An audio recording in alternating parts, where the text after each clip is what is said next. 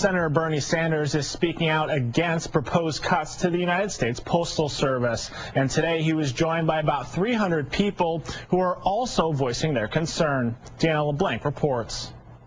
Hundreds of Postal Service workers and supporters gathered in Montpelier to hear Senator Sanders' plan to save the Postal Service from what he calls drastic cuts. In the midst of this horrendous recession, the last thing this country needs is to lay off another 100,000 American workers.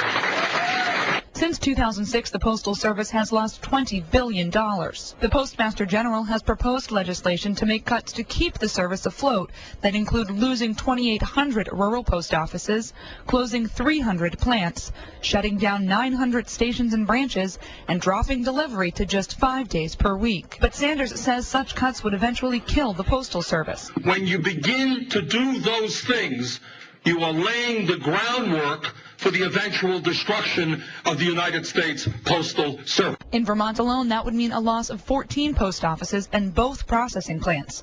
Jobs people say they can't do without. We have clerks right in my own office, and their hours are getting cut. I don't know how they're able to survive, pay the mortgages. I don't know. It's really, really frustrating. He expects to propose legislation for what he calls a growth business model. We need a business model not designed to fail and destroy the Postal Service, but a business model designed for success of the Postal Service. He says instead of cutting jobs, the post office should offer more government services like notarizing or license renewal. He is against cutting processing plants and says it will slow down delivery and drive people away. If people drop a letter in a postal box and it gets to the destination 5 days later, people are not going to use the Postal Service. Sanders will also propose to keep Saturday service. He says it affects hundreds of thousands of businesses who rely on Saturday delivery of circular and flyers. He also hopes to keep rural post offices open in areas that are not within 10 miles of another office or station.